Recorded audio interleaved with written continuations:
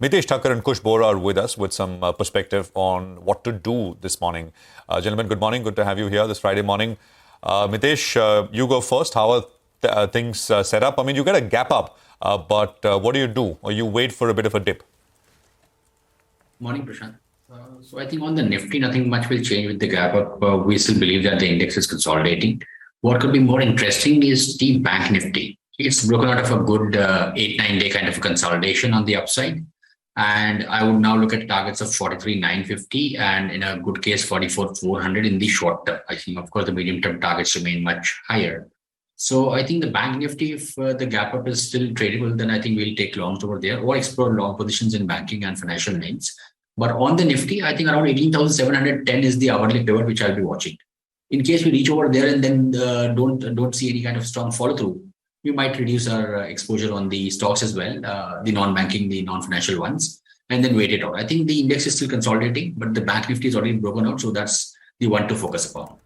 Okay, that clearly has been the one to focus on all year, right? At least in the last couple of months. But just a word from your end, Kush, on the market. Is it still going to be led by the Bank Nifty or do you see some new leaders emerge? And while you're at it, tell us about individual stocks as well.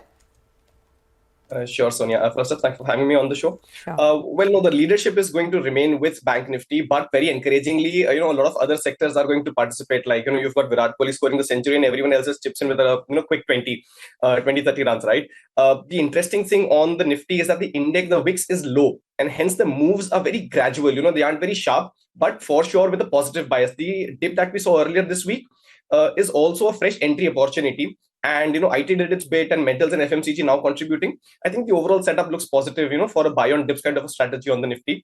So 18,800 is where we see Nifty, moving to in, the coming week. 18,550 would be the stop loss. Now, interestingly, for Bank Nifty, the PSU banks have done all the heavy lifting. In fact, the PSU bank index is up 50% since October. And when I speak to a lot of participants, not everyone's convinced about this rally, which tells me that there are yet more people to, more participants to join the party. So Bank Nifty rally will continue.